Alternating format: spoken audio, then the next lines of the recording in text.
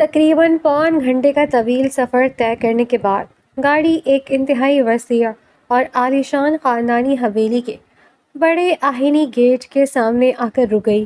حویلی کا روب اور جلال دیکھ کر فاطمہ کا دل تیزی سے دھڑکنے لگا۔ میران کے مخصوص ڈرائیور اور گاڑی کو دیکھتے ہی باہر کھڑے مسلح گارڈز نے احترام سے سر جھکایا اور فوراً بڑا دروازہ کھول دیا۔ گاڑی جیسے ہی اندر داخل ہوئی، فاطمہ کی نظریں باہر کے ماحول پر گئیں۔ پوری حویلی میں شادی کی تیاریاں عروج پر تھیں۔ رنگ برنگی لائٹس اور سجاوٹ کا کام چل رہا تھا اور ملازمین ادھر سے ادھر بھاگ دوڑ کر رہے تھے۔ اسی چہل پہل کے بیچ لان کے ایک کونے میں میران شاہ کھڑا تھا۔ وہ ہمیشہ کے برعکس اس وقت ایک ڈھیلی ڈھالی ٹی شرٹ اور ٹراؤزر میں ملبوس تھا اور فون کان سے لگائے کسی گہری سوچ میں گم بات کر رہا تھا۔ فاطمہ نے خوف اور گھبراہٹ کے مارے زور سے اپنی آنکھیں بند کی، ایک گہرا سانس لے کر ہمت جمع کی اور گاڑی کا دروازہ کھول کر باہر نکل آئی۔ حالانکہ اس وقت میران کا سامنا کرنے کے خیال سے ہی اس کے ہاتھ پیر ٹھنڈے ہو رہے تھے۔ میران فون پر بات کرتے ہوئے حویلی کے اندرونی حصے کی طرف بڑھ رہا تھا کہ اس نے سرسری نگاہ پیچھے ڈالی۔ وہ 2 قدم آگے بڑھ ہی چکا تھا کہ اچانک چونک کر پلٹا۔ جیسے ہی اس کی نظر گاڑی کے پاس کھڑی فاطمہ پر پڑی، اس کے چہرے کے تاثرات یکسر بدل گئے۔ میں تم سے بعد میں بات کرتا ہوں، اس نے عجلت میں فون پر کہا تھا اور کال کاٹتے ہی وہ بڑے بڑے اور تیز قدم اٹھاتا ہوا سیدھا فاطمہ کی جانب بڑھا۔ میران کو اپنی طرف آتا دیکھ کر فاطمہ کا دل خوف سے حلق میں آ گیا، لیکن اس نے مضبوطی سے اپنے قدم زمین پر جمائے رکھے۔ میران نے قریب آتے ہی فاطمہ کو شدید غصے اور حیرت سے گھورا اور پھر اس کی آنکھ برساتی نظریں ڈرائیور پر جم گئیں۔ فاطمہ نے اپنی کپکپاتی آواز میں کچھ کہنے کے لیے لب کھولے ہی تھے کہ میران نے اسے بری طرح نظر انداز کرتے ہوئے اس کی بات درمیان میں ہی کاٹ دی۔ اس نے اپنے دانت پیستے ہوئے ڈرائیور کو مخاطب کیا اور انتہائی سخت آواز میں پوچھا، یہاں کیوں لائے ہو میڈم کو؟ کس نے کہا تھا تمہیں؟ ڈرائیور بری طرح گڑبڑا گیا، اس کا رنگ اڑ چکا تھا اور اس نے بے چارگی سے اپنا سر جھکا لیا۔ تمہیں تو میں بعد میں دیکھتا ہوں، میران نے سرد نظروں سے ڈرائیور کو گھورتے ہوئے چبا چبا کر کہا تھا، اور پھر وہ ایک بار پھر فاطمہ کی طرف متوجہ ہوا اور بغیر کچھ کہے اسے مسلسل گھورنے لگا، جیسے اس کی ہمت کی داد دے رہا ہو یا اس کے یہاں آنے کا مقصد جانا چاہ رہا ہو۔ ڈرائیور کی غلطی نہیں ہے، ان کو میں نے حکم دیا تھا یہاں لانے کا۔ فاطمہ نے جھجکتے ہوئے اپنا گلا صاف کیا اور دھیمی آواز میں بولی تھی، وجہ جان سکتا ہوں اس شاہی حکم جاری کرنے کی؟ اس کی بات پر میران نے طنزی انداز میں اپنی بھویں اچکائیں اور اسے دیکھتے ہوئے پوچھا تھا۔ فاطمہ نے گھبرا کر اپنے خشک لبوں پر زبان پھیری تھی۔ مجھے معلوم ہوا ہے کہ آپ کی امی بھی ہیں اور وہ اب ٹھیک ہو گئی ہیں۔ میران کے چہرے کے جلال سے نظریں چرا کر ادھر ادھر دیکھا اور پھر بولی تھی، جہاں تک میرا خیال ہے ماں سب کی ہوتی ہے، تو اس میں ایسی کیا نوک کی بات ہے؟ میران نے سرد اور سپاٹ جواب دیا تھا، میرا وہ مطلب نہیں تھا۔ فاطمہ نے خفت سے کہا، جو بھی مطلب تھا مجھے سننے میں کوئی دلچسپی نہیں ہے۔ میران نے حتمی اور کاٹ دار لہجے میں اس کی بات کاٹی اور گاڑی کی طرف اشارہ کرتے ہوئے بولا، گاڑی میں بیٹھو واپس۔ میران کا یہ ٹکس سے جواب سن کر فاطمہ نے شدید حیرت اور صدمے سے اسے دیکھا۔ اس کے دل کے کسی کونے میں ایک چھوٹی سی امید باقی تھی کہ میران اسے یہاں دے کر چاہے جتنا بھی غصہ کرے، لیکن بالآخر وہ اسے اپنے گھر والوں سے ملوائے گا، اس کا تعارف اپنی بیوی کے طور پر کروائے گا۔ لیکن میران کا یہ انتہائی سرد اور بے رخی سے بھرا روپ دے کر فاطمہ کے ضبط کے بندھن ٹوٹ گئے۔ اس کی آنکھوں میں گرم آنسو چمکنے لگے۔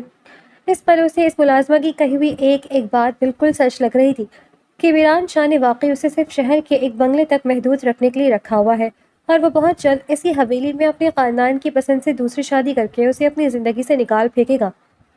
میں تو بس آپ کی امی کی عیادت کے لیے آئی تھی، مجھے معلوم ہوا تھا کہ وہ بیمار ہے تو۔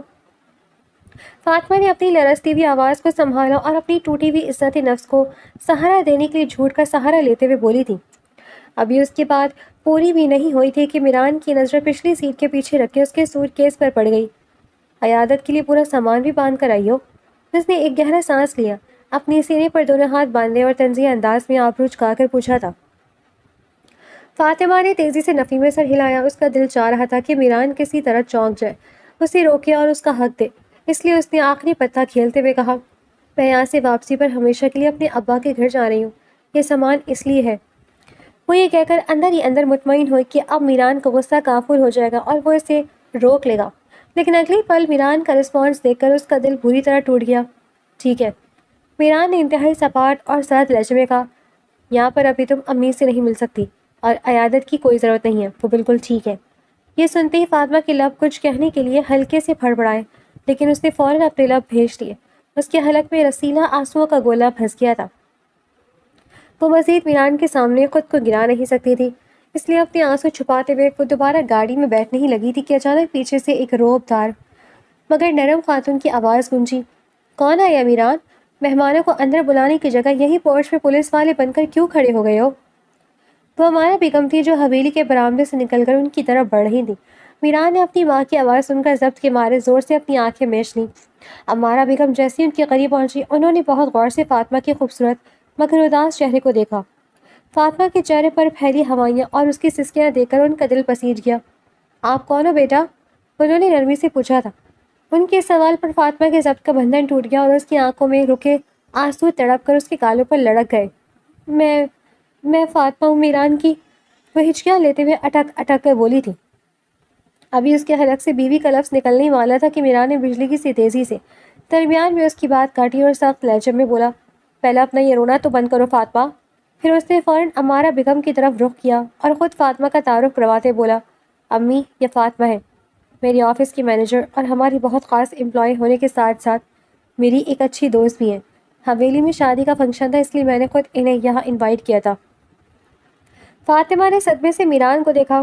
میران نے اسے اپنی ماں کے سامنے محض ایک ملازمہ اور دوست بنا کر پیش کیا تھا۔ امارہ بیگم نے اس بات میں سر ہلا دیا، لیکن ان کے چہرے پر اب بھی حیرت تھی۔ اگر تم نے انوائٹ کیا تھا تو یہ واپس گاڑی میں کیوں بیٹھ رہی تھی اور رو کیوں رہی ہے؟ وہ پریشان ہو کر بولی۔ میران نے فوراً آگے بڑھ کر اپنی ماں کے گرد بازو پھیلایا اور انہیں تسلی دیتے ہوئے من گھڑت کہانی سنائی۔ امی دراصل بہت بری طرح ڈر گئی ہے، اس لیے رو رہی ہے۔ راستے میں آتے ہوئے کچھ ڈاکو نے اس کا قیمتی سامان چھین لیا، بس اسی خوف اور صدمے کی وجہ سے یہ اب واپس گھر جانے کی ضد کر رہی تھی، تو میں نے کہا کہ چلی جاؤ۔ میران کا یہ سفید جھوٹ سن کر فاطمہ کے آنسو اور زیادہ تیزی سے گالوں پر بہنے لگے۔ وہ اس مرد کی عیاری اور حالات کو سنبھالنے کے انداز پر دنگ رہ گئی۔ امارہ بیگم نے جیسے ہی یہ سنا وہ تڑپ کر آگے بڑھی اور فاطمہ کو اپنے مامتا بھرے سینے سے لگا لیا۔ فاطمہ ان کے گلے لگ کر اور زیادہ پھوٹ پھوٹ کر رونے لگی۔ امارہ بیگم نے اس کی پیٹھ تھپتھپائی اور بولی، کوئی ضرورت نہیں واپس جانے کی، اب تم یہاں آ گئی ہو تو پوری شادی اٹینڈ کر کے ہی جاؤ گی، یہاں ڈرنے والی کوئی بات نہیں ہے، سامان ہی گیا ہے نا، الحمدللہ بولو کہ جان اور عزت تو محفوظ ہے۔ اس بیوقوف کو تو مہمان اٹینڈ کرنا بھی نہیں آتا۔ لڑکی اتنے صدمے میں اور یہ تسلی دینے کے بجائے اسے واپس بھیج رہا تھا۔ پھر انہوں نے غصے سے میران کے کندھے پر ایک ہلکی سی ہٹ ماری اور بولی تھی۔ امارہ بیگم نے محبت سے فاطمہ کا ہاتھ تھاما، چلو بیٹا میرے ساتھ اندر چلو، اور وہ اسے اپنے ساتھ لیا حویلی کے اندرونی حصے کی طرف بڑھ گئی۔ پورچ میں اب صرف میران اور ڈرائیور رہ گئے تھے۔ میران نے شدید غصے اور جھنجھلاہٹ میں اپنے ماتھے پر ہاتھ کی مٹھی ماری۔ اس نے ایک بار پھر اپنی خونخوار نظروں سے ڈرائیور کو گھورا جو خوف سے کانپ رہا تھا۔ تھوڑا ویٹ کرو تم، میران نے چبا چبا کر انتہائی خوفناک آواز میں کہا۔ اس فنکشن سے فارغ ہو کر تمہاری چمڑی ادھیڑوں گا میں، ایڈیٹ۔ وہ غصے سے پاؤں پر رکھتا ہوا خود بھی حویلی کے اندر کی طرف بڑھ گیا، جبکہ پورچ میں ایک بار پھر وہی سن لہرا دوڑ گئی تھی۔ اندر لاؤنج میں آنے کے بعد امارہ بیگم نے فاطمہ کو صوفے پر بٹھایا اور خود اپنے ہاتھ سے اسے پانی کا گلاس پلایا۔ جب فاطمہ کا رونا کچھ تھما تو انہوں نے بہت محبت اور تسلی سے اس کا ہاتھ تھام کر پوچھا، اب بتاؤ بیٹا کیا قیمتی چیز چوری ہوئی ہے تمہاری؟ گھبراؤ مت، میران کے بعد بہت تعلقات ہیں، وہ ابھی بندے دوڑا کر تمہارے سامان ڈھونڈوا لے گا۔ اسی لمحے میران بھی لاؤنج میں داخل ہوا اور فاطمہ کو مسلسل گھورتے ہوئے سامنے والے صوفے پر بیٹھ گیا۔ فاطمہ کو اس وقت کچھ سمجھ نہیں آ رہا تھا کہ وہ کیا قیمتی چیز بتائے، کیونکہ سارا جھوٹ تو میران کا گڑھا ہوا تھا۔ وہ گڑبڑا کر میران کو دیکھنے لگی، چلو چھوڑو، اب کوئی رونا دھونا نہیں ہوگا، تم یہاں صرف شادی انجوائے کرو گی، میں ملازموں سے کہہ کر گیسٹ روم ریڈی کرواتی ہوں، تم وہاں جا کر تھوڑی دیر ریسٹ کرو، رات کا کھانا بھی میں تمہاری روم میں ہی بھجوا دوں گی۔ امارہ بیگم نے اس کی خاموشی کو اس کا صدمہ سمجھا اور خود ہی اسے سمجھاتے ہوئے بولی تھی۔ فاطمہ نے سر جھکا کر دھیرے سے اسبات میں سر ہلا دیا۔ امارہ بیگم وہاں سے اٹھ کر اندر چلی گئی، جبکہ لاؤنج میں اب صرف میران اور فاطمہ رہ گئے۔ میران اپنے ہونٹوں پر ہاتھ کی مٹھی رکھ کے گہری اور پراسرار نظروں سے اسے ہی دیکھ رہا تھا اور اس کے ماتھے پر بھی ایک ننھا سا بل پڑا ہوا تھا۔ ماں کے جاتے ہی فاطمہ کا غصہ دوبارہ جاگ اٹھا۔ آپ نے امی کے سامنے جھوٹ کیوں کہا کہ میں آپ کے آفس کی مینیجر اور دوست ہوں؟ اپنا گناہ بتاتے ہوئے شرم آ رہی ہوگی آپ کو؟ اس نے دھیمی مگر ٹھیکی آواز میں پوچھا تھا۔ میں نے کوئی گناہ نہیں کیا۔ اس کی اس طنز پر میران نے ایک آبرو چکا کر اسے دیکھا اور انتہائی سپاٹ لہجے میں بولا تھا۔ فاطمہ نے جل کر رخ موڑا۔ خود کو فرشتہ سمجھنے والوں کا ٹھکانہ جہنم ہوتی ہے میران آفریدی۔ میران کے لبوں پر ایک گہری طنزیہ مسکراہٹ ابھری۔ میرا ٹھکانہ انشاءاللہ جنت ہی ہوگی، کیونکہ جہنم تو میں نے دنیا میں ہی اس مینشن میں اپنے لیے اپنی مرضی سے چن لی ہے، اس نے ٹیک لگاتے ہوئے کہا۔ یہ سنتی فاطمہ کا منہ کھلے کا کھلا رہ گیا۔ وہ صدمے سے صوفے پر سیدھی ہوئی۔ آپ آپ مجھے جہنم کہہ رہی ہیں؟ میران نے اس کی بات کا کوئی جواب نہیں دیا، جیسے وہ اس بحث کو یہی ختم کرنا چاہتا ہو۔ اس نے گھڑی پر وقت دیکھا اور سنجیدگی سے کہا، کل صبح میں امی کو تمہاری کسی ضروری بزنس میٹنگ کا بتاؤں گا اور تم وہ میٹنگ اٹینڈ کرنے بہانے سے یہاں سے واپس شہر چلی جاؤ گی۔ میں اس مینشن میں واپس نہیں جاؤں گی، میں اپنے ابا کے گھر جاؤں گی، ہمیشہ کے لیے۔ فاطمہ نے فوراً تڑپ کر جواب دیا تھا۔ میران نے ایک سرد نظر اس کے چہرے پر ڈالی، صوفے سے اٹھا اور بغیر کسی تاثر کے بولا، تمہاری مرضی، اور وہ وہاں سے مڑ کر دوسری طرف چلا گیا۔ میران کا یہ حد درجہ سرد رویہ فاطمہ کے دل پر تیر کی طرح لگا۔ اسے ایک بار پھر رونا آنے لگا کہ اس مرد کو واقعی اس کے جانے سے کوئی فرق نہیں پڑتا۔ وہ اپنے آنسو ضبط کر رہی تھی کہ اتنے میں امارہ بیگم کے ساتھ ایک ملازمہ لاؤنج میں داخل ہوئی۔ فاطمہ نے فوراً اپنے آنسو صاف کیے۔ ملازمہ نے آگے بڑھ کر فاطمہ کو تازہ جوس کا گلاس دیا اور امارہ بیگم کے اشارے پر بہت احترام سے بولی، بی بی جی آپ کا کمرہ تیار ہے، آئیں میں آپ کو گیسٹ روم میں لے چلوں۔ فاطمہ نے جوس کا گلاس میں ایک گھونٹ بھرا اور خاموشی سے سوٹ کیس لیے ملازمہ کے پیچھے ہو لی، جبکہ اس کے دل و دماغ میں حویلی کی رونقیں اب ایک نئی کرب کا احساس دلا رہی تھی۔ گیسٹ روم کا دروازہ بند ہوتے ہی فاطمہ بیڈ پر بیٹھ گئی، جہاں کچھ دیر پہلے وہ بالکل دل برداشتہ ہو کر رو رہی تھی۔ کمرے کے باہر سے آتی ہوئی شادی کے گیتوں اور ڈھولک کی آوازیں اس کے زخموں پر نمک چھڑک رہی تھیں۔ اس نے دونوں ہاتھوں سے اپنے چہرے کو رگڑا اور چند لمحے گہرے سانس لیے، پھر نہ جانے اس کے اندر کہاں سے ایک عجیب سی ضد اور جرأت جاگی۔ اس نے یکدم اپنے بہتے ہوئے آنسوؤں کو آستین سے بالکل صاف کیا۔ اس کی آنکھوں کی بے بسی اب ایک تھیکے غصے اور عزم میں بدل چکی تھی۔ وہ بیڈ پر سیدھی ہو کر بیٹھی اور حویلی کی در و دیوار کو دیکھتے ہوئے خود کلامی کے انداز سے بولی، زور زبردستی سے گن پوائنٹ پر تم نے اپنی مرضی سے مجھ سے نکاح کیا تھا میران آفریدی، اب اتنی آسانی سے تم مجھ سے پیچھا نہیں چھڑوا سکتے۔ اس نے اپنے ہاتھ کی مٹھیاں سختی سے بھیج لیں۔ اس کا چہرہ اب رونی صورت کے بجائے ایک حتمی فیصلے کا پتہ دے رہا تھا، جہاں وہ اپنی لٹی ہوئی عزت نفس کو واپس پانے کے لیے تیار تھی۔ تمہیں لگتا ہوگا کہ میں کوئی کھلونا ہوں جسے جب چاہا اپنی ضد کے لیے حاصل کر لیا اور جب دل بھر گیا تو یہاں لا کر ایک ملازمہ بنا کر سائڈ پر پھینک دیا تاکہ اپنی خاندانی بیوی لا سکو، پر میں کوئی کھلونا نہیں ہوں۔ اب تم دیکھو میران آفریدی کہ میں یہاں رہ کر تمہاری بینڈ کیسے بجاتی ہوں۔ اب میں یہاں سے اتنی آسانی سے واپس نہیں جانے والی۔ اس نے چہرے پر ایک جرأت مندانہ مسکراہٹ سجائی اور کھڑی ہو کر اپنے بکھرے ہوئے بالوں کو سمیٹا۔ وہ سمجھ گئی تھی کہ اگر وہ ڈر کر بھاگ گئی تو میران کی جیت ہو جائے گی، اور اب وہ میران شاہ کو اتنی آسانی سے جیتنے دینے کے موڈ میں بالکل نہیں تھی۔ نکاح کو 2 دن گزر چکے تھے، لیکن عابد اور عائشہ کا حال یہ تھا کہ دونوں ایک ہی گھر میں ہونے کے باوجود ایک دوسرے کا سامنا کرنے سے کتراتے تھے۔ عائشہ تو عابد کی ایک جھلک دیکھتے ہی راستہ بدل لیتی تھی۔ ان کی اس آنکھ مچولی کو امارہ بیگم نے بخوبی نوٹ کر لیا تھا، اس لیے آج انہوں نے جان بوجھ کر ایک چال چلی۔ عابد، گاڑی نکالو، تم اور عائشہ آج اپنی شادی کے کپڑوں کی شاپنگ پر جا رہے ہو، اور ہاں، جب تک پسند کے کپڑے نہ مل جائیں واپس مت آنا۔ امارہ بیگم نے لاؤنج میں کھڑے ہو کر قطعی لہجے میں حکم دیا۔ وہ دونوں ایک دوسرے کو ہڑبڑا کر دیکھنے لگے، پر امارہ بیگم کے سامنے کسی کو بولنے کی ہمت نہ ہوئی۔ کچھ ہی دیر بعد عائشہ سر جھکائے گھبراہٹ میں گاڑی کی فرنٹ سیٹ پر بیٹھی تھی اور عابد ڈرائیونگ کر رہا تھا۔ گاڑی میں ایک عجیب سی بھاری مگر میٹھی خاموشی چھائی ہوئی تھی۔ عائشہ دروازے کے ساتھ بالکل چپک کر بیٹھی تھی، جیسے موقع ملتے ہی باہر چھلانگ لگا دے گی۔ عابد، جو پچھلے 15 منٹ سے اس کی یہ حالت نوٹ کر رہا تھا، اس سے رہا نہ گیا۔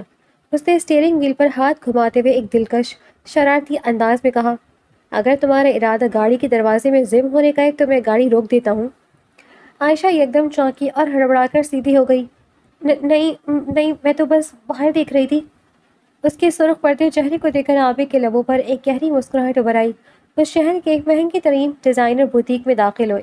عابد کا وہ روایتی روب دار اور سنجیدہ انداز دیکھ کر بوتیک کا مینیجر فوراً دوڑ آیا۔ وعلیکم السلام، ویلکم سر، بتائیے کیسی ورائٹیز دکھاؤں؟ مینیجر نے انتہائی پیش ورانہ مسکراہٹ کے ساتھ پوچھا۔ اور پھر عائشہ کی طرف دیکھ کر بولا، چھوٹی بہن کے لیے برائڈل ڈریس دکھانا ہے یا پارٹی ویئر؟ مینیجر کا یہ جملہ ادا ہونا تھا کہ عابد کا چلتا ہوا قدم وہیں رک گیا۔ اس نے ایسی خون خار اور غضبناک نظروں سے مینیجر کو گھورا کہ بیچارے کا پسینہ چھوٹ گیا۔ بہن، عابد نے اپنے دانت پیستے ہوئے سرد لہجے میں کہا، یہ میری بیوی ہے، ہمارا نکاح ہو چکا ہے۔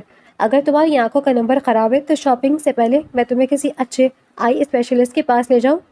عائشہ جب تک شرم سے پانی پانی ہو رہی تھی، مینیجر کی اس احمقانہ بات اور پھر عابد کی غسیلے رد عمل پر اپنی ہنسی کنٹرول نہ کر سکی۔ اس نے فوراً اپنا چہرہ دوسری طرف کر لیا اور دوپٹے سے منہ چھپا کر ہنسنے لگی۔ مینیجر نے ہکلاتے ہوئے 10 بار معافی مانگی اور فوراً انہیں VIP لاؤنج میں لے گیا۔ کپڑے دیکھنے کا مرحلہ شروع ہوا۔ عائشہ جو بھی ہلکا پھلکا سادہ سا سوٹ اٹھاتی، عابد اسے ایک نظر دے کر رکھ دیتا۔ آخر کار عابد نے خود اٹھ کر ایک انتہائی خوبصورت گہرے سرخ اور گولڈن کام والا بھاری عروسی جوڑا پسند کیا۔ یہ ٹرائی کر کے آؤ۔ اس نے وہ جوڑا عائشہ کی طرف بڑھاتے ہوئے اپنا پرانا پروفیسر والا حکم چلایا۔ عائشہ نے کچھ بولنا چاہا پر اس کی سنجیدہ آنکھیں دیکھ کر چپ چاپ ڈریسنگ روم میں چلی گئی۔ کچھ دیر بعد جب وہ باہر آئی تو بھاری کام والے سرخ دوپٹے اور عروسی لباس میں اس کا حسن قیامت ڈھا رہا تھا۔ وہ آئینے کے سامنے کھڑی اپنا جائزہ لے رہی تھی کہ اچانک دوپٹے کا بھاری کنارہ اس کی ہیل میں الجھ گیا۔ اس سے پہلے کہ وہ توازن کھو کر گرتی، عابد نے تیزی سے آگے بڑھ کر اس کی کمر کی گرد اپنا مضبوط بازو حائل کیا اور اسے گرنے سے بچا لیا۔ عائشہ کی سانسیں جیسے حلق میں اٹک گئی۔ اس نے گھبرا کر نظریں اٹھائیں تو عابد کا چہرہ اس کے چہرے کے بالکل قریب تھا۔ آئینے میں ان دونوں کا عکس ایک پل جوڑے کی طرح مکمل دمک رہا تھا۔ عابد کی گہری سیاہ آنکھوں میں ایک عجیب سا سحر تھا جس نے عائشہ کو ساکت کر دیا تھا۔ پروفیسر ابتسام کے سامنے تو تم بہت بولتی تھی، عابد نے اس کی آنکھوں میں جھانکتے ہوئے دھیمی مدہوش کن سرگوشی میں کہا۔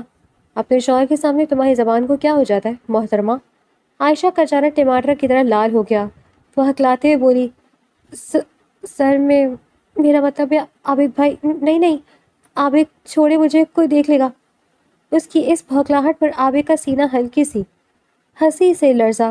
اس نے عائشہ کی ہیل سے الجھا دوپٹہ نکالا اور انتہائی نرمی سے وہ سرخ دوپٹہ اس کے سر پر سیٹ کرتے ہوئے محبت پاش لہجے میں بولا، یہ رنگ تم پر بہت جچتا ہے مسز عابد خان آفریدی۔ عائشہ شرم اور خوشی کے ملے جلے احساس سے زمین میں گڑی جا رہی تھی۔ اس نے فوراً نظریں جھکا لی، لیکن اس کے لبوں پر مچلتی ہوئی مسکراہٹ نے عابد کو یہ بتا دیا تھا کہ اب ان کے درمیان سے ماضی کا ہر ڈر اور اب فاصلہ ختم ہو چکا ہے۔ واپسی کے سفر میں گاڑی میں خاموشی ضرور تھی، لیکن اس بار عائشہ دروازے سے چپکنے کے بجائے اطمینان سے سیٹ پر ٹیک لگائے بیٹھی تھی اور عابد کے چہرے کی مسکراہٹ مٹنے کا نام نہیں لے رہی تھی۔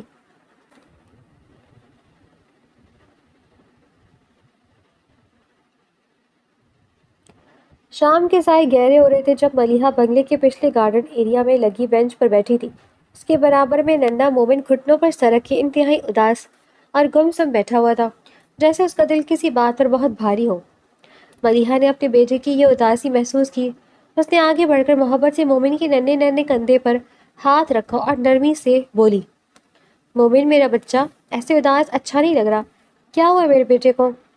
مومن نے دھیرے سے اپنا سر اٹھایا۔ اس کی معصوم آنکھوں میں نمی تھی۔ امی، مجھے بابا کی یاد آ رہی ہے، وہ اتنے دنوں سے ہم سے ملنے نہیں آئے۔ کیا بابا کو مومن کی یاد نہیں آ رہی؟ مومن کا یہ سوال ملیحہ کے دل پر نشتر کی طرح لگا۔ اس کے اندر کبیر کے لیے جو غصہ اور خوف تھا وہ ایک بار پھر جاگ اٹھا۔ اس نے مومن کا چہرہ اپنے ہاتھوں میں لیا اور تلخی سے بولی، وہ مومن کے بابا نہیں ہے بیٹا، اس لیے وہ نہیں آ رہے، اور نہ ہی انہیں مومن کی کوئی یاد آ رہی ہے۔ آپ ان کے بارے میں مت سوچا کریں۔ ابھی اس سے پہلے کہ معصوم مومن اپنی ماں کی اس بات پر کوئی جواب دیتا یا مزید اداس ہوتا، ملیحہ کو اپنے بالکل پیچھے سے ایک مانوس بھاری اور انتہائی سرد مردانہ آواز سنائی دی تھی، زہریلے لوگوں کے ساتھ رہ رہ کر آپ کے اندر بھی زہر بھر چکا ہے مس ملیحہ۔ کبیر خان آفریدی کا یہ سخت اور کاٹ دار طنز سیدھا ملیحہ کے دل کے پار ہوا۔ وہ ہڑبڑا کر اپنی جگہ سے اٹھی اور پلٹ کر دیکھا۔ کبیر بلیک 3 پیس سوٹ میں ملبوس اپنے روایتی روب اور جلال کے ساتھ وہاں کھڑا تھا۔ ملیحہ کو دیکھتے ہی جہاں کبیر کے چہرے پر ناگواری آئی، وہی مومن کا چہرہ کھل اٹھا تھا۔ وہ اپنی ساری اداسی بھول کر خوشی سے چیخا، پاپا، اور بھاگتا ہوا سیدھا کبیر کی طرف لپکا۔ کبیر نے فوراً جھک کر مومن کو اپنی مضبوط گود میں اٹھا لیا۔ اس نے مومن کے گال کو چوما اور ملیحہ پر ایک سرد حقارت آمیز نظر ڈالتے ہوئے انتہائی محبت سے مومن سے کہا، آپ کی امی آپ سے بالکل غلط کہہ رہی ہیں مائی بوائے، میں آپ کا بابا بھی ہوں، مجھے آپ سے بہت محبت بھی ہے اور مجھے آپ کی بہت یاد بھی آتی ہے۔ مومن نے خوشی سے کبیر کے گلے میں اپنی ننھی ننھی باہیں ڈال دی اور چہک کر بولا، میں اور امی ابھی آپ ہی کی بہت یاد کر رہے تھے بابا۔ مومن کے منہ سے اپنا نام شامل سنتے ہی ملیحہ کا پارا چڑھ گیا۔ اس نے فوراً غصے اور تنبیہ کے انداز میں مومن کو ٹوکا، مومن۔ ملیحہ کی اس سخت آواز پر مومن فوراً سہم گیا اور معصومیت سے اپنے کان کو ہاتھ لگا کر کبیر سے بولا، سوری بابا، صرف مومن یاد کر رہا تھا، مومن کی امی یاد نہیں کر رہی تھی۔ مومن کی اس معصومانہ صفائی پر کبیر کے لبوں پر ایک پھیکی تلخ سی مسکراہٹ ابھر آئی۔ اس نے ایک نظر ملیحہ کے سرخ ہوتے چہرے پر ڈالی، پھر مومن کو گود سے نیچے اتارا اور اس کا ننھا ہاتھ اپنے بڑے ہاتھ میں تھامتے ہوئے بولا، چلو مومن، ہم اندر چلتے ہیں۔ کبیر مومن کا ہاتھ پکڑے لاؤنج کی طرف بڑھ گیا، جبکہ ملیحہ وہیں گارڈن میں کھڑی بے بسی سے ان دونوں کو دور جاتے دیکھتی رہی۔ وہ تب تک وہاں ساکت کھڑی رہی جب تک وہ دونوں اندر جا کر اس کی نظروں سے اوجھل نہیں ہو گئے۔ ان کی پشت کو دیکھتے ہوئے ملیحہ کے دل میں ایک عجیب سا احساس جاگا۔ وہ سوچنے پر مجبور ہو گئی کہ کبیر کے ساتھ مومن کتنا مکمل، کتنا محفوظ اور کتنا خوش لگتا تھا، بالکل ایک سچے باپ اور بیٹے کی طرح۔ لیکن اگلے پل ایک ہولناک خوف نے اس کے دل کو گھیر لیا۔ اگر کبیر نے میرے معصوم بچے کے جذبات کے ساتھ صرف کوئی کھیل کھیلا تو، اگر وہ اپنی دشمنی یا اناق کی خاطر بعد میں مومن کو یوں ہی چھوڑ گیا تو پھر میں کیا کروں گی؟ میرا بچہ تو ٹوٹ جائے گا۔ یہ خوفناک خیال آتے ہی ملیحہ کا دل دہل گیا اور اس کی نظریں بے اختیاری میں نم ہونے لگی اور آنسو اس کے گالوں پر بہہ نکلے۔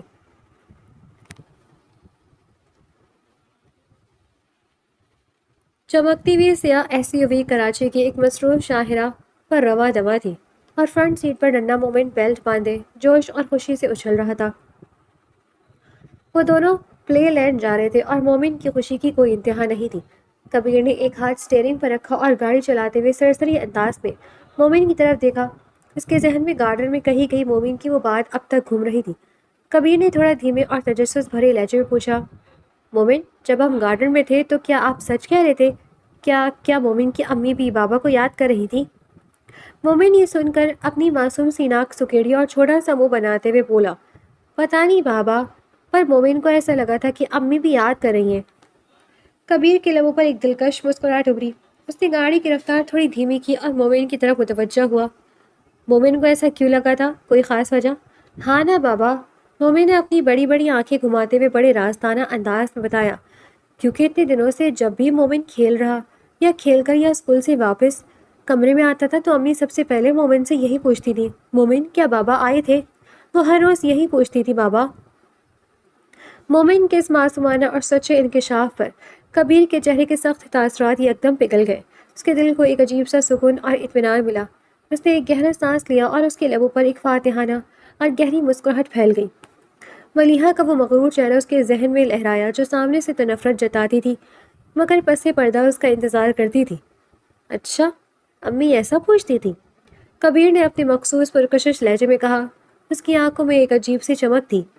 جی بابا، روز پوچھتی تھی۔ مومن نے معصومیت سے سر ہلایا۔ چلے، یہ تو بہت اچھی بات ہے۔ کبیر نے مسکرا کر مومن کے گال کو تھپ تھپایا۔ اس کے بعد کبیر کا موڈ بہت خوشگوار ہو گیا اور وہ پوری راستے مومن سے اس کے پسندیدہ کارٹونز اور پلے لینڈ کے جھولوں کے بارے میں باتیں کرتا رہا۔ مومن اپنی ہی دھن میں چہکتا رہا اور کبیر اس کے معصوم جوابات پر دل کھول کر ہنستا رہا، یہاں تک کہ باقی کا پورا راستہ اسی خوشگوار ماحول میں تمام ہو گیا تھا اور گاڑی پلے لینڈ کے پارکنگ ایریا میں داخل ہو گئی۔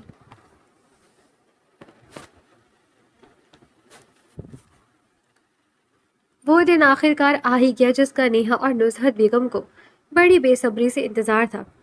بنگلے کے لانچ کو انتہائی نفاست سے سجایا گیا تھا، جہاں قاضی صاحب، زہیب، اس کا فرضی چچا ضامن، نزہت بیگم اور رخسار موجود تھے۔ نیہا گھونگھٹ نکالے ریشمی جوڑے میں ملبوس اپنی قسمت پر ناز کرتی ہوئی صوفے پر بیٹھی تھی۔ قاضی صاحب نے نکاح نامہ کھولا، قلم سنبھالا اور اونچی آواز میں پڑھنا شروع کیا، اور مسمات نیہا کا نکاح مسمی زہیب احمد سے بحق مہر مبلغہ 11,100 روپے سکہ راج الوقت طے پایا ہے۔ کیا آپ کو؟ کیا 11,100 روپے؟ قاضی صاحب کے منہ سے مہر کی معمولی رقم سنتے ہی نیہا سمیت نصرت بیگم اور ضامن کے چہروں کا رنگ اڑ گیا اور وہ سب بری طرح چونک گئے۔ نیہا تو ضبط کا دامن چھوڑتے ہوئے فوراً گھونگھٹ تھوڑا سا پیچھے کیا اور زہیب کو دیکھتے ہوئے دھیمی مگر چنچلائی ہوئی آواز سے بولی، زہیب یہ کیا ہے؟ آپ تو حق مہر میں وہ ڈی اے جے والا محل دے رہے تھے نا؟ نیہا کا یہ سوال سن کر زہیب کے چہرے پر اچانک ایک سرد اور سخت تاثر ابھرا۔ اس نے گہری نظروں سے نیہا کو دیکھا اور سپاٹ لہجے میں پوچھا، کیوں نیہا، کیا تم اس گھر کے لیے مجھ سے نکاح کر رہی ہو؟ زہیب کا یہ اچانک اور تلخ سوال سن کر نیہا بری طرح سڑپڑا گئی۔ اس سے کوئی جواب نہ بن پایا۔ ماحول میں پیدا ہونے والی اس تناؤ کو دیکھ کر نصرت بیگم نے فوراً بات سنبھالنے کی کوشش کی۔ ارے نہیں بیٹا، ایسی کوئی بات نہیں ہے، وہ اصل میں ہم نے برادری اور رشتہ داروں میں تمہاری بہت چڑھا بڑھا کر چرچا اور تعریف کر دی ہے کہ ہمارے داماد اتنے بڑے امیر ہیں، تو اس طرح اگر سب کو پتہ چلا تو… نصرت بیگم کی بات ابھی مکمل بھی نہیں ہوئی تھی کہ زہیب نے ہاتھ کے اشارے سے ان کی بات بیچ میں ہی کاٹ دی۔ اس نے صوفے کے پاس کھڑے اپنے گارڈ ملازم کو ایک مخصوص اشارہ کیا۔ ملازم فوراً باہر گیا اور اپنے ساتھ کچھ فائلیں اور مخمل کے بہت سارے بڑے بڑے ڈبے لے کر اندر داخل ہوا اور انہیں لاؤنج کے مرکزی میز پر رکھ کر ایک ایک کر کے کھولنے لگا۔ ڈبے جیسے ہی کھلے، ان کے اندر سے خالص سونے اور نایاب ہیروں کے بھاری اور چمکدار سیٹس کی جھلک نمایاں ہوئی۔ انہیں قیمتی زیورات کی چمک دیکھ کر نصرت بیگم اور نیہا کی آنکھیں پھٹی کی پھٹی رہ گئیں اور جیسے باہر آنے کو ہوئیں۔ اس کے بعد زہیب نے میز سے وہ 2 بھاری فائلیں اٹھائیں اور لا کر نیہا کی گود میں رکھ دیں۔ نیہا، یہ جو پہلی فائل ہے، یہ اس ڈی ایچ اے والے بنگلے کی ہے، زہیب نے اپنی مخصوص روبدار آواز میں کہا، اور یہ جو دوسری فائل ہے، یہ امریکہ اور پاکستان میں پھیلے میرے بزنس کے 30% شیئرز کی ہے۔ میں یہ دونوں چیزیں نکاح سے پہلے قانونی طور پر تمہارے نام ٹرانسفر کر چکا ہوں اور یہ فائلیں اب تمہاری ملکیت ہیں، لیکن حق مہر کی رقم اتنی ہی رہے گی جتنی قاضی صاحب نے پڑھی ہے، کیونکہ میری مرحومہ امی کا مہر بھی میری نانی نے اتنا ہی رکھوایا تھا اور میں اپنی زندگی کے اس سب سے بڑے فیصلے میں اپنی امی کی روایت کو برقرار رکھنا چاہتا ہوں۔ گود میں کروڑوں کی جائیداد اور بزنس شیئرز کی فائلیں دے کر نیہا کا سارا اعتراض اور ہوائیاں 1 سیکنڈ میں غائب ہو گئی اور اس نے فوراً اپنے حواس سنبھالے۔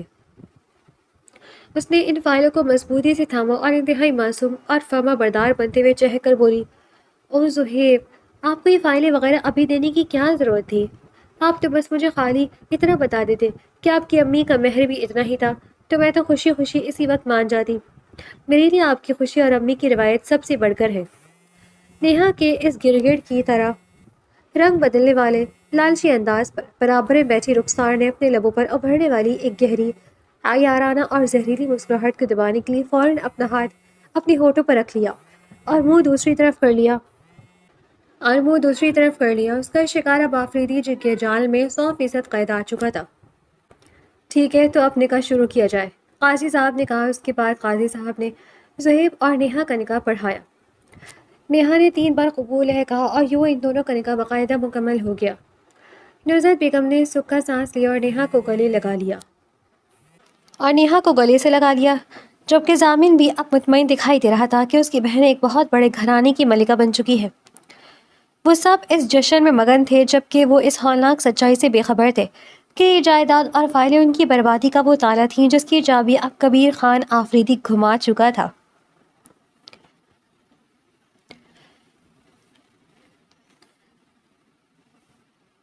نکاح کی اگلی ہی رات زہیب نیہا کو لے کر اس کے اپنے محل جیسے عالیشان مینشن میں پہنچ گیا۔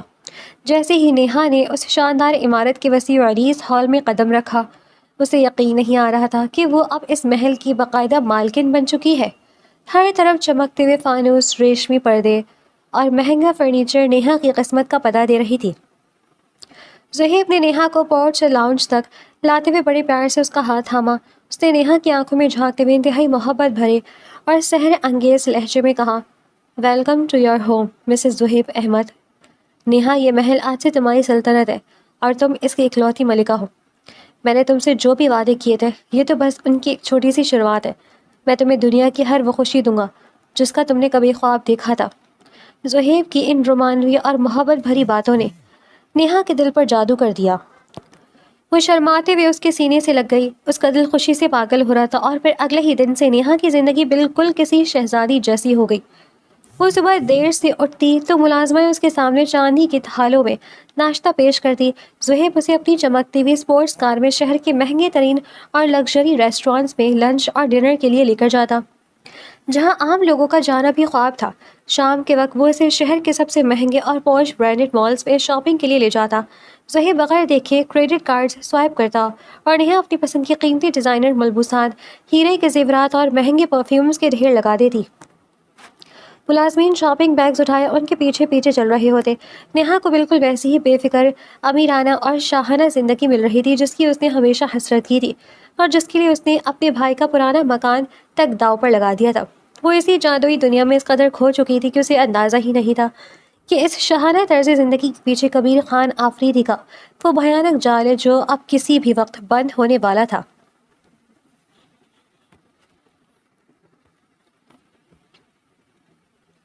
رات کا اندھیرا گہرا ہوتے ہی حویلی کا وسیع عریض لان ڈھولک کی تھاپ، رنگ برنگی روشنیوں اور مہمانوں کے قہقہوں سے گونجنے لگا.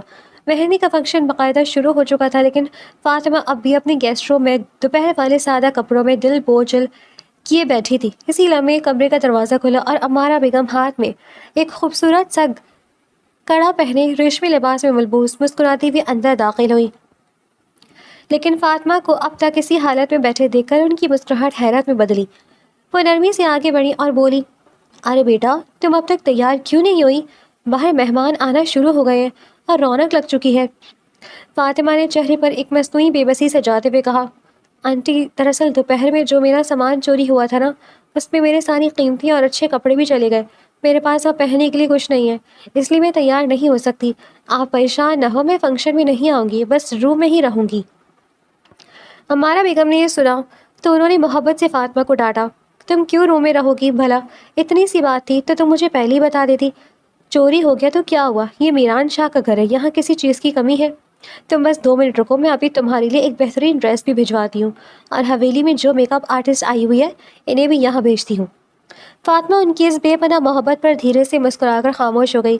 لیکن جیسے ہی امارہ بیگم کمرے سے باہر نکلی، فاطمہ کے دل میں ایک گہرا خدشہ ابھرا. اس نے سوچا، یہ ابھی مجھ سے اتنی محبت سمیٹ رہی ہیں، لیکن اگر ان کو سچ پتا چل گیا کہ میں کوئی مینیجر یا دوست نہیں بلکہ میران کی زبردستی بیائی گئی بیوی ہوں، تو یقیناً یہ مجھے دھکے دے کر یہاں سے نکال کر باہر کریں گی. اس بھیانک خیال سے اس کے پورے وجود پہ ایک جھرجھری سی دوڑ گئی اور وہ بے چینی سے کمرے میں ٹہلنے لگی. ابھی 15 منٹ اور 20 منٹ ہی گزرے تھے کہ وہی ملازمہ کمرے میں داخل ہوئی، جس کے ہاتھوں میں ایک انتہائی خوبصورت بھاری کڑھائی والا لہنگا ٹائپ ڈریس اور اس کے ساتھ میچنگ کی نفیس ایکسیسریز اور جیولری موجود تھی. بی بی جی، یہ بڑی بیگم صاحبہ نے آپ کے لیے بھجوایا ہے، آپ جلدی سے چینج کر لیں. ملازمہ نے لباس بیڈ پر رکھتے ہوئے کہا. فاطمہ نے وہ لباس اٹھایا اور واش روم چلی گئی. جب وہ چینج کر کے باہر آئی تو کمرے میں میک اپ آرٹسٹ اپنے پورے لاؤ لشکر کے ساتھ موجود تھی. انہوں نے فاطمہ کو دیکھتے اس کے حسن کی تعریف کی اور اسے کرسی پر بٹھا دیا. اگلے 1 گھنٹے تک وہ فاطمہ کے بالوں اور چہرے پر اپنے فن کا جادو جگاتی رہی. جب میک اپ آرٹسٹ اپنا کام ختم کر کے چلی گئی تو فاطمہ نے دھڑکتے دل کے ساتھ آئینے کے سامنے جا کر خود کو دیکھا. شیشے میں اکناف دیکھ کر فاطمہ خود بھی تعجب سے ساکت رہ گئی. ہلکا سا میک اپ، نفاست سے بنے بال اور اسی شاہی لباس نے اسے کسی حور جیسا روپ دے دیا تھا. وہ بالکل ایک پیاری سی گڑیا لگ رہی تھی جو کسی بھی بڑی محفل کی جان بن سکتی تھی.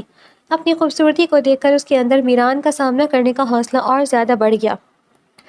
فاطمہ نے گہرا سانس لیا اور دل کی دھڑکنوں کو سنبھالتے ہوئے گیسٹ روم کا بھاری دروازہ کھول کر باہر راہداری میں آئی.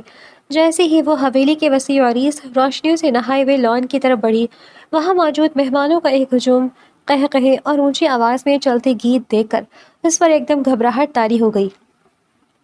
اس نے خود کو اکیلا محسوس کیا اور بے چینی سے ہجوم میں امارہ بیگم کو تلاشنے لگی.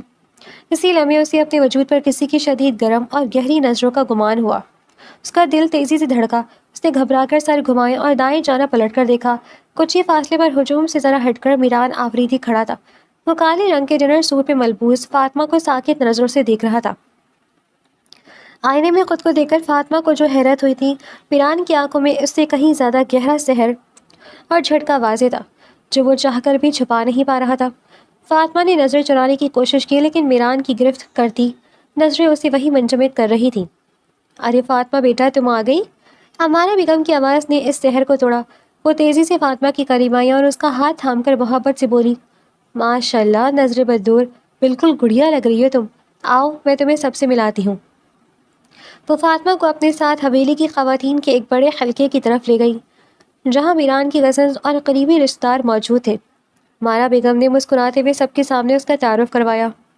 سب سنو، یہ فاطمہ ہے، میران کی بہت اچھی دوست اور ان کے آفس سے آئی ہیں۔ یہ سنتے ہی میران کی کزنز کے چہرے پر شرارتی مسکراہٹیں ابھر آئیں۔ وہ فاطمہ کے گرد جمع ہو گئی اور میران کو دور کھڑا دیکھ کر اسے چھیڑنے لگی۔ واہ چچی، میران بھائی کی اتنی اچھی دوست، ہمیں تو کبھی نہیں بتایا انہوں نے، اتنی پیاری اور خوبصورت دوست میران بھائی کو کہاں سے مل گئی؟ فاطمہ ان کی اس سحر انگیز اصرار پر شرمندگی اور گھبراہٹ سے بس مسکرا کر رہ گئی۔ اسی دوران میران بھی دھیمے قدموں سے چلتا ہوا اپنی ماں اور کزنز کے اس گروپ کے پاس آ کر کھڑا ہو گیا۔ وہ اپنی خاموشی سے فاطمہ کے چہرے کے بدلتے رنگ دیکھ ہی رہا تھا کہ اچانک میران کا ایک میل کزن ہنستا ہوا آگے بڑھا۔ اس نے بے تکلفی سے میران کے کندھے پر اپنا ہاتھ رکھا اور فاطمہ کو دیکھتے ہوئے اونچی آواز میں کمنٹ کیا، واقعی میران یار، ماننا پڑے گا تمہاری دوست تو حد سے زیادہ خوبصورت ہے۔ یہ جملہ لاؤنج کے اس حصے میں جیسے سناٹا لے آیا۔ کزنز کا یہ تبصرہ اور فاطمہ کو دیکھنے کا انداز جہاں میران کو اندر تک آگ لگا گیا، وہیں امارا بیگم کے چہرے پر بھی ناگواری کے شدید تاثرات ابھر آئے۔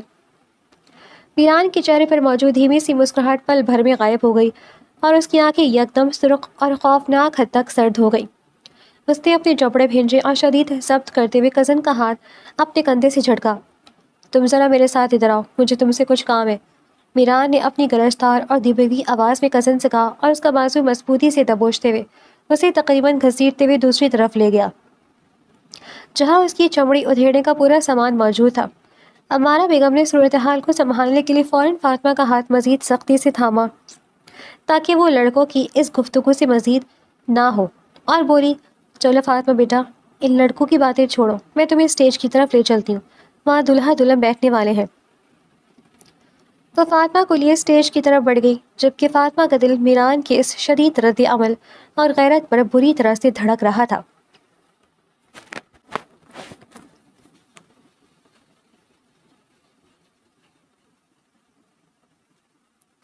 مہندی کی محفل اپنی پوری آب و تاب کے ساتھ جاری تھی، لیکن میران آفریدی کا ذہن اور نظریں اب صرف ایک ہی وجود پر اٹکی ہوئی تھی۔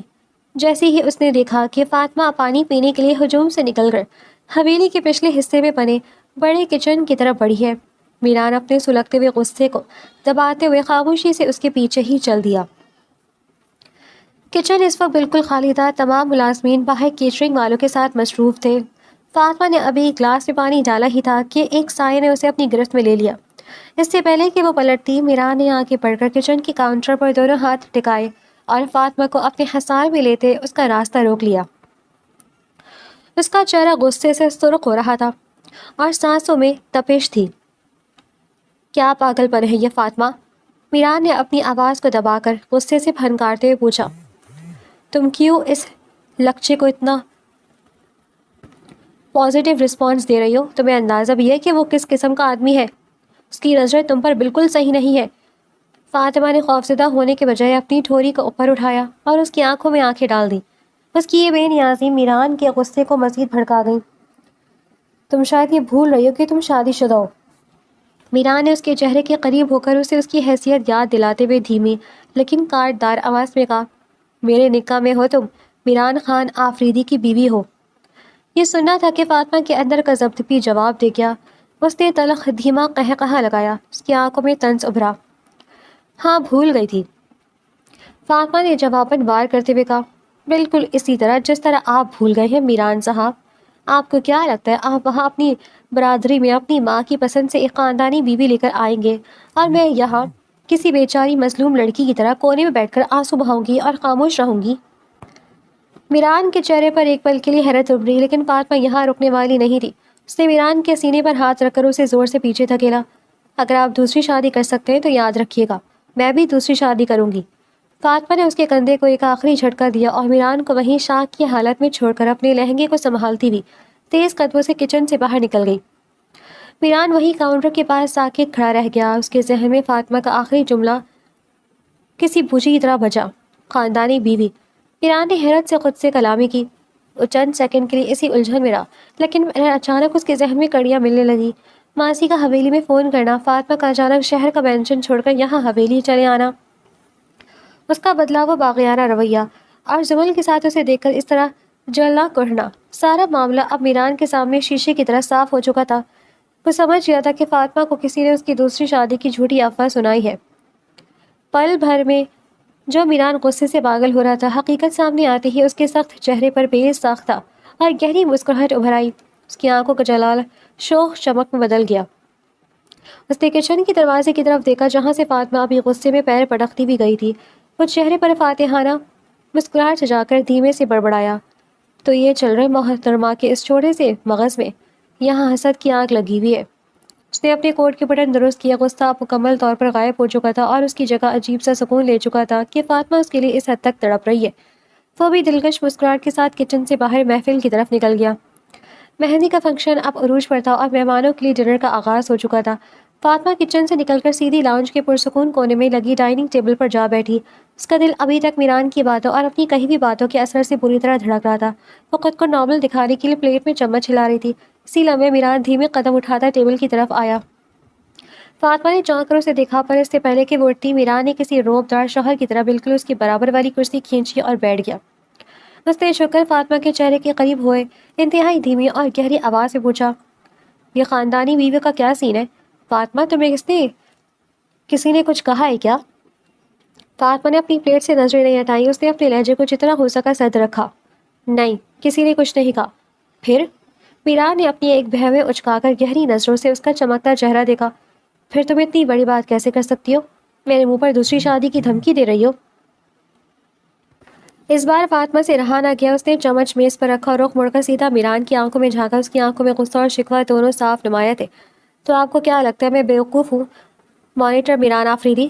فاطمہ نے چبا چبا کر کہا، اگر بات وہ نہیں تو آپ نے میرے ساتھ ہوا نکاح سب سے چھپایا کیوں؟ باہر سب کے سامنے مجھے صرف ایک دوست بول کر میرا تعارف کیوں کروایا؟ اس کا سانس پھولنے لگا تھا، لیکن وہ اپنی بھڑاس نکالنے کے موڈ میں تھی۔ آپ نے مجھے یہاں سب کے سامنے تماشا بنا دیا ہے، پر یاد رکھیے گا میں اب وہ پہلی والی ڈری سہمی فاطمہ نہیں ہوں۔ اگر میں آپ کے حق میں نوکیلی ہڈی بن کر نہ اٹک گئی نا تو میرا نام بھی فاطمہ نہیں۔ کڑکدار جواب دے کر فاطمہ نے جھٹکے سے اپنا دوپٹہ سنبھالا اور میران کے جواب کا موقع دیے بغیر وہاں سے اٹھ کر چلی گئی۔ میران وہیں بیٹھا اسے جاتا ہوا دیکھتا رہا۔ اس کے تھیکے تیور، اس کا وہ حق جتانا اور غصے سے پیر پڑکتے ہوئے جانا میران کے دل کو عجب سرور سے دے رہا تھا۔ اس نے عیش و آرام سے کرسی کی پشتے سے ٹیک لگائی اور اش کرنے والے انداز میں مسکراتے ہوئے بڑبڑایا، اب لگ رہی ہے تو میران خان آفریدی کی بیوی۔ اس کے بعد پورے فنکشن کے دوران میران کی نظریں مسلسل فاطمہ کا طواف کرتی رہیں۔ وہ جہاں بھی کھڑی ہوتی، جس سے بھی بات کرتی، میران شاہ دور کھڑا مسکراہٹ کے ساتھ صرف اسی کو دیکھتا رہتا۔ فاطمہ کو اچھے سے اندازہ تھا کہ میران کی نظریں اس پر جمی ہیں، لیکن اس نے اپنی انا قائم رکھی۔